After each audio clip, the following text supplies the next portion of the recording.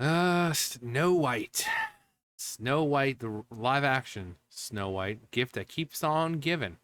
Kind of like BioWare and other companies across different media. But yeah, this movie, Disney Snow White box office projections look grim as audience apathy sets in. Rachel Zegler film shaping up to be a major Disney disaster. You don't say. I'm sorry.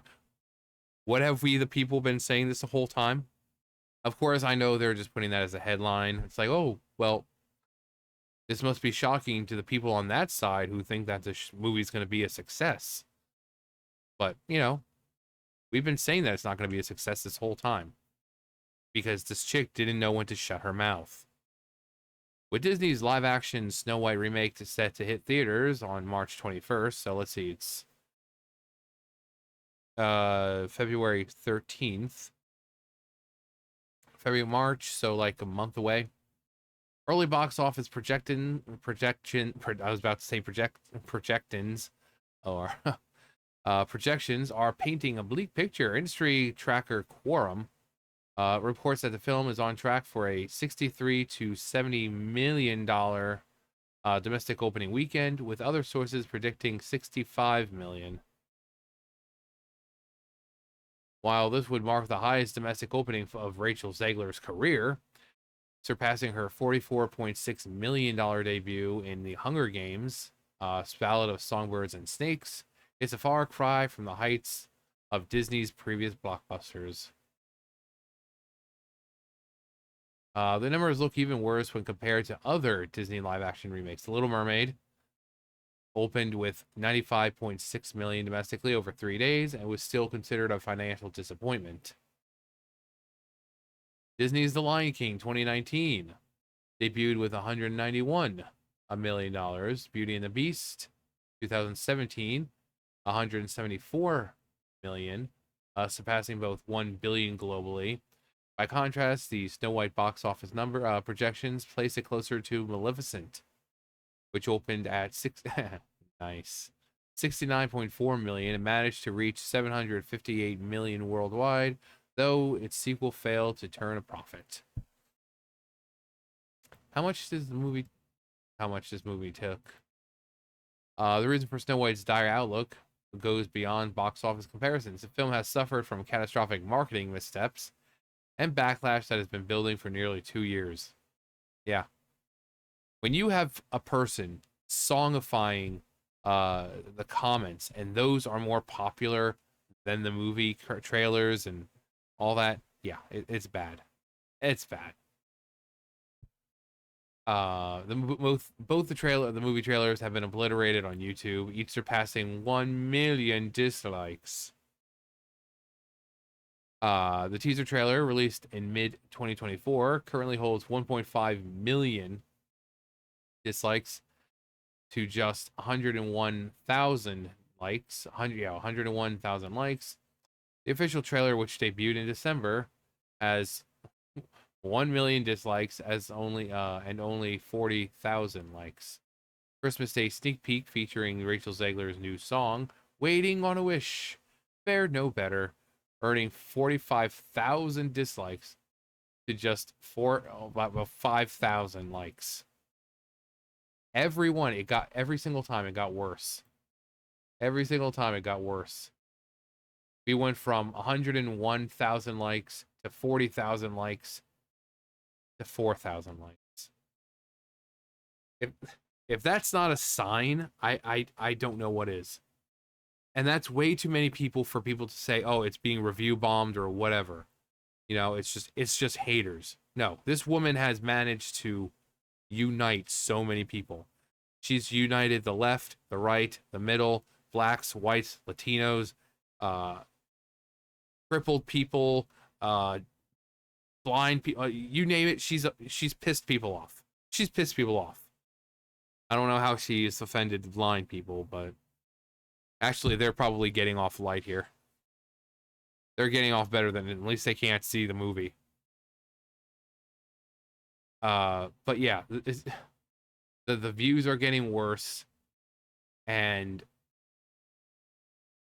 the likes are going down. The apathy in this, surrounding the film has worsened by its controversial star. Rachel Zegler has alienated audiences with a string of inflammatory statements and erratic behavior. Zegler has openly mocked the original 1937 Snow White film, calling it outdated and misogynistic. Weird, weird. She further inflamed tensions by using the Snow White trailer's release to promote her political views, including, yeah. She's like, oh, thank you so much for the views. We really appreciate it. Now I'm going to get back and fucking Romeo and Juliet or whatever. And she's like, and as always, free Palestine. While Gal Gadot is Israeli, so she knows that's going to divide people. Dumb bitch. She also made disparaging remarks about Donald Trump and his supporters following the 2024 U.S. election. Zegler's post-election comments stated, "Made Trump and his supporters never know peace," sparked widespread backlash, and forced a public apology. Forced, and it wasn't even from her, and it wasn't even a real apology. It wasn't even a real apology. She was just kind of she was making it seem like people are just coming after her to come after her. You know, if you watch it, the quotes she's doing, she's making it seem like, oh my god, everyone's attacking me, poor little Rachel Zegler. Oh my god, what did I do to deserve this? Woe is me.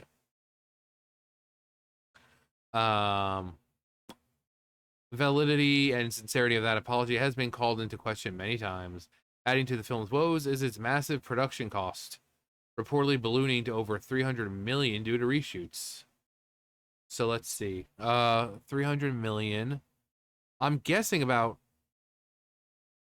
with movies, $400 million just for marketing. So I saw 700 million somewhere. Yeah, this was 700 million. So she would have to, the movie would have to make over $700 million in order for it to be considered a success. Well, technically, well, didn't they say that um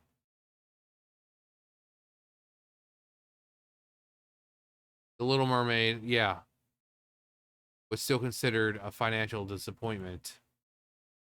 So she would still have to reach $700 million. About 700 million to break even. If if it is what they say, 300 million, like I said, about 400 million for marketing. Movies, it's a lot more. For video games, marketing is usually like 100 to 200 million. For movies, it's like 3 to 400 million. So, uh, yeah. Adding to the film's woes, blah blah blah. Disney's decision to overhaul its depiction of the dwarves, the seven dwarves, replacing them with a multiracial group of non-dwarf actors, came up after heavy criticism after Game of Thrones star Peter Dinklage, who said that depicting the dwarves as actual dwarves should be somehow offensive. Despite initially dismissing the leaked photos as fake, yeah, they showed like 7 normal-sized people. And they're like, no, those aren't real. But then they finally came out like a month or so later. They're like, yeah, that's real. That was real. And everyone's like, yeah, we know. We know. We're not stupid. I mean, I don't know who you thought you were fooling. We know they're real. Sorry. Disney later admitted that the images reflected their original concept, which they abandoned following the backlash in favor of 7 CGI, which looked terrible. CGI characters who have become the laughing stock of Hollywood. Yeah, they're terrible looking. How is it that like CGI dwarfs from like maybe 10, 20 years ago look better than they do now? Or again, why not just do what freaking Lord of the Rings did? You had real size actors, but the way they shot it and having them act separately so that way they can kind of like, it's there's ways of having normal size actors, but they were just going to have regular size actors. So it would have been like Snow White and the seven not dwarves. Like I said, Lord of the Rings does it great. Like, do you really think Elijah Wood is like this size? No. Same thing with Gimli with John Rhys Davies. Davis. Same thing. He's like I think actually tell me I think he's like 6 foot something. Hang on. Yeah, this stud over here, 6'1", and yet they made him look shorter than everyone else, and yet they can't do that for this. This was Lord of the Rings. This was Lord of the Rings 2002, and they were able to make him legitimately look smaller than everyone else. They made everyone else, they had little tricks like when you saw the back of their heads or something, it was actually just a stand-in. So like if they were actually, standing next to someone, it was just like a composite thing.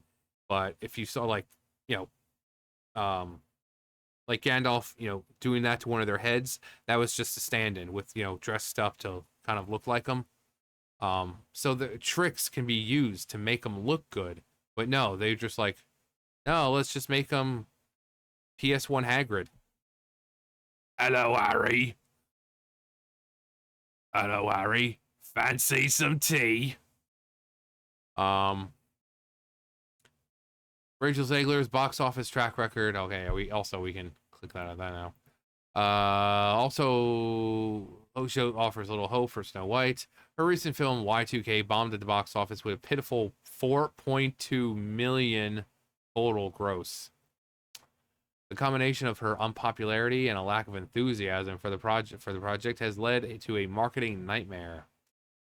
Even a series of viral parody videos mocking the movie by setting savage audience comments to music outperformed the yeah. How sad is that? Which I've reacted to, by the way. At present, Snow White looks poised to suffer not only from poor box office numbers, but also the worst possible outcome: audience apathy. While Snow White while other Disney flops like Little Mermaid at least garnered attention through controversy, Snow White seems to be losing the battle for relevance entirely. With a sky-high budget and sinking public interest, Disney may be facing one of its most catastrophic box office disasters in years. Oh well. Not a major flop. It will be the major flop. Funny with a keyboard. Bye ho, bye ho.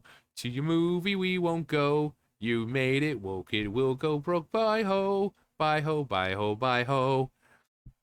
I think it's safe to promote it as promote it to Colonel Flop, possibly to General Flop. We gotta work up the ranks there. Quorum's estimate seems off by about 60 million. Now, I don't underestimate the power of parents and their desire to shut their kids up for an hour and a half. But when it comes to normal people, yeah, it's pretty much going to be seen by those who cheer on this kind of bull crap, and parents who just want to shut their kids up for a little bit. But, people wanting to relive the magic, they're not going to go see it. People who were going to go see it, but then, she decided to open her mouth constantly, and they're like, okay, well, I'm not going to go see it now. They're not going to see it. So, I don't think it's going to do only 5 million. I mean, it probably will do about, I'll say 60 to 70 million. But I don't think it's going to be the success that they want, but that's what you get when you put this chick forefront and allow her to speak on her own. Next time give her a script and be like, Rachel, we swear to God, if you go off this fucking script, You don't go off the script. You don't talk about your activism. You don't talk about how the movie was made at a certain time and things are weird. Just keep your mouth shut, promote the movie, and everything will be fine. Or they have like an earpiece and shut your mouth, Rachel. How many times do we have to teach you this lesson, Rachel? But yeah, it's gonna be a flop. It's gonna be a belly flop. But anyway, that's gonna do it for me. You guys know the drill. I'll see you guys later. Bye, guys.